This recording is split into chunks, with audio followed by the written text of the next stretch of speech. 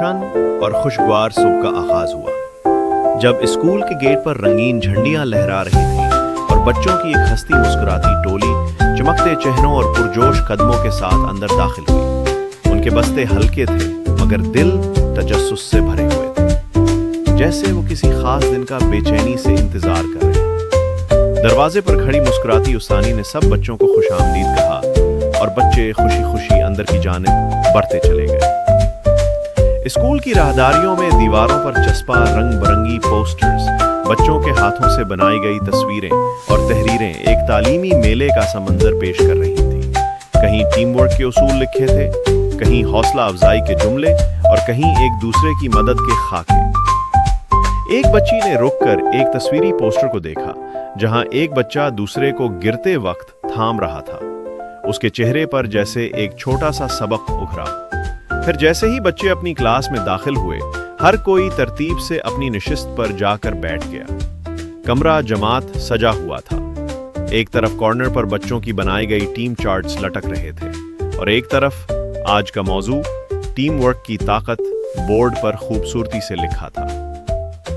معزز ٹیچر نے کلاس میں داخل ہو کر ایک خوش دلی سے سلام کیا اور سب بچوں نے بیک وقت وعلیکم السلام کہہ کر فضا کو جوش سے بھر دیا۔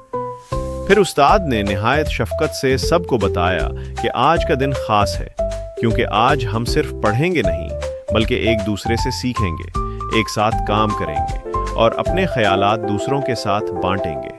بچے پوری توجہ سے بیٹھے تھے، کچھ نوٹ بک کھولے، کچھ ہنوز حیرت زدہ تھے کہ آج کا دن اتنا مختلف کیوں لگ رہا ہے۔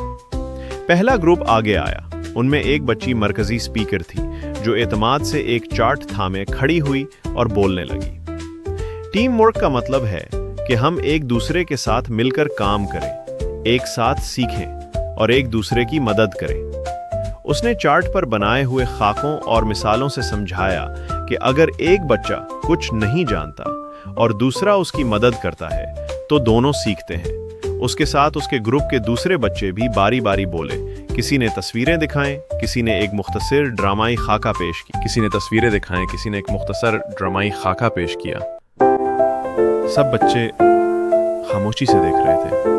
کوئی اپنے گروپس کی باری کے بارے میں سوچ رہا تھا، کوئی ہلکے ہلکے سر ہلا کر سیکھنے کے اشارے دے رہا تھا۔ ٹیچر ان کے پیچھے کھڑی تھی، چہرے پر فخر اور آنکھوں میں محبت۔ جیسے ہی پہلا گروپ مکمل ہوا، پورا کلاس روم تالیوں سے گونج اٹھا۔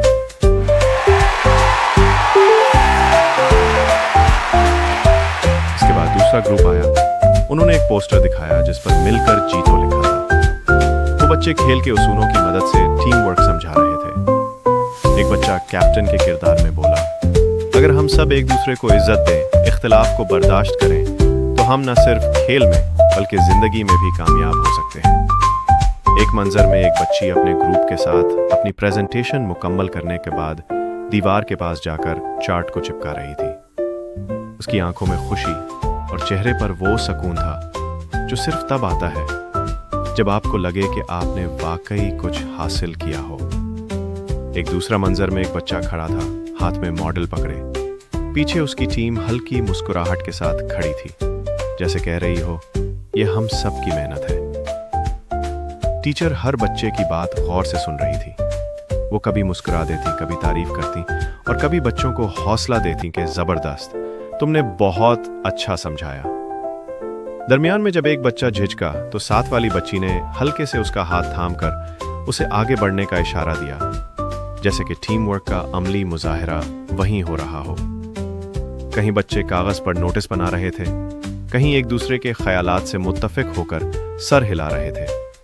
کچھ بچے اپنی نشستوں سے اٹھ کر دوسرے گروپس کے چارٹس کو قریب سے دیکھنے لگے، جیسے ہر تصویر، ہر جملہ ان کے لیے ایک نیا سبق ہو۔ وقت تیزی دوست گزار۔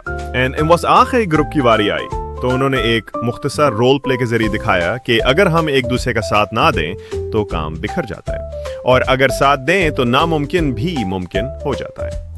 ٹیچر نے آخر میں سب کو جمع کیا، سب بچے دائرے میں بیٹھ گئے، کچھ فرش پر، کچھ کرسیوں پر۔ استانی نے نرمی سے کہا، جو ہم نے آج سیکھا ہے وہ صرف کلاس روم کے لیے نہیں، زندگی کے لیے ہے۔ اگر تم ہر جگہ ایک دوسرے کا ساتھ دو گے تو کوئی رکاوٹ تمہیں نہیں روک سکتی۔ بچوں کے چہروں پہ ایک نئی روشنی تھی، جیسے وہ کچھ نیا پا کے جا رہے ہوں۔ کلاس ختم ہوئی تو سب نے اپنی چارٹس، ماڈلز اور نوٹس سمیٹے، ایک دوسرے کو شکریہ کہا، کچھ بچوں نے ہاتھ ملایا، کچھ گلے ملے۔ باہر جاتے ہوئے ان کے قدم ہلکے تھے، مگر اندر وہ بھاری خزانہ لے کر جا رہے تھے جو آج انہوں نے سیکھا تھا: ٹیم ورک، تعاون، سمجھوتا اور حوصلہ۔